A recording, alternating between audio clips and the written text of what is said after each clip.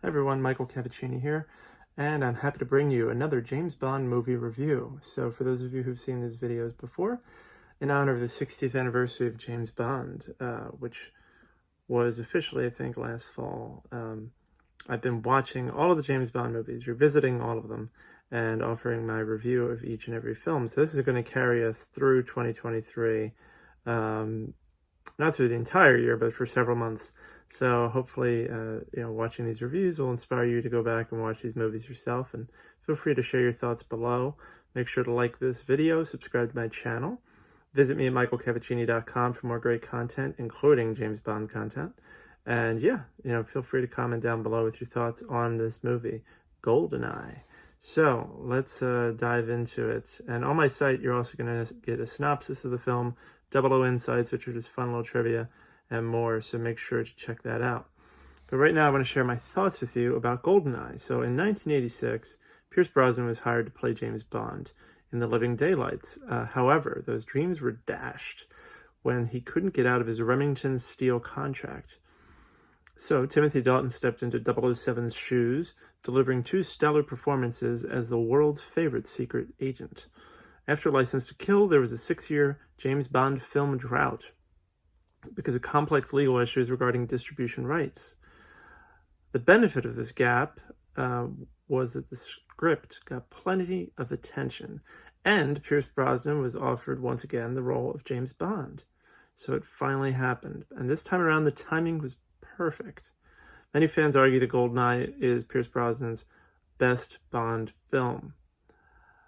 And I can certainly understand why. The story's intriguing, the cast is superb, and the visuals are outstanding. It's a case of spy versus spy, with Sean Bean portraying a devilishly wicked Alec. I think he's really excellent in this movie. I like him in everything he's in, but especially in this, he's wonderful. Dame Judi Dench as M was an inspired choice, and I'm thrilled that she decided to stay with the Bond franchise even after Brosnan's tenure. Also, Famke Janssen as Xenia Onatop. I'd argue that she's the most exciting villain that we've had since Jaws. I mean, she's just really remarkable. Just this amazing character. And Alan Cumming as Boris is invincible. He's just an amazing actor. Just wonderful for this role. And I remember being, in 1995, I guess when this came out, I was in 5th grade. So I remember a kid in elementary school with me who would flip his pen between his fingers just like Boris. And so I mean, think about that. Boris is really just kind of this kind of random character in the movie. But Alan Cumming did such a phenomenal job with the role that he made that much of an impact on a child, where kids in school were flipping their pens around like Boris. I mean, that just tells you how much effort he put into this role and really brought it to life in a way that other actors just wouldn't be able to accomplish. So great job having him as Boris.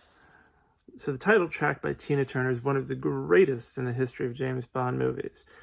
The lyrics by Bono and The Edge are perfectly suited for a Bond film. And Tina Turner's sexy, powerful delivery just puts it over the top. I mean, she is just amazing.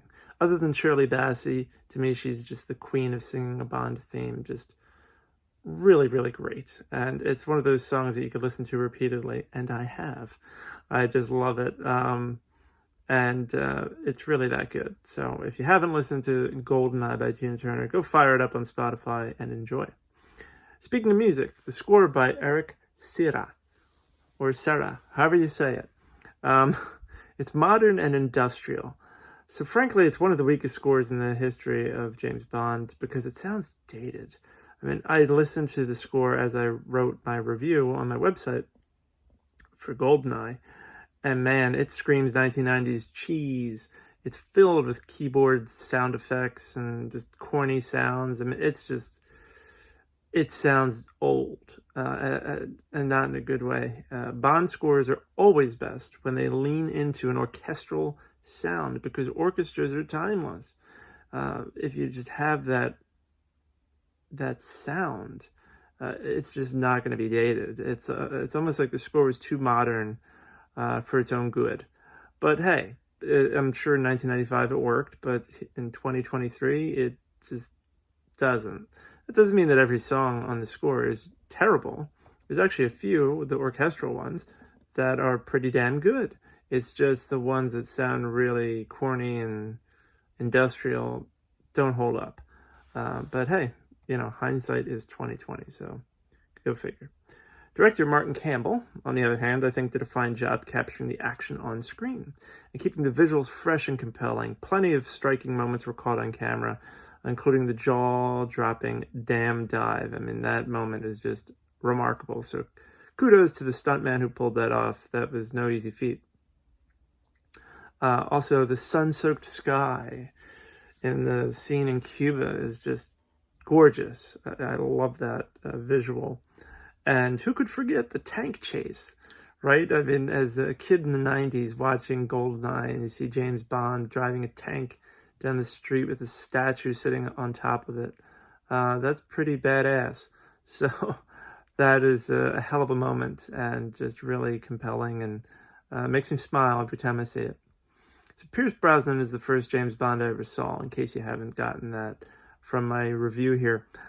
So in other words, he is my James Bond. I think everyone kind of operates that way. You know, when you first saw James Bond, who was it? Was it George Lazenby? Was it Sean Connery, Roger Moore, Timothy Dalton, Pierce Brosnan, Daniel Craig?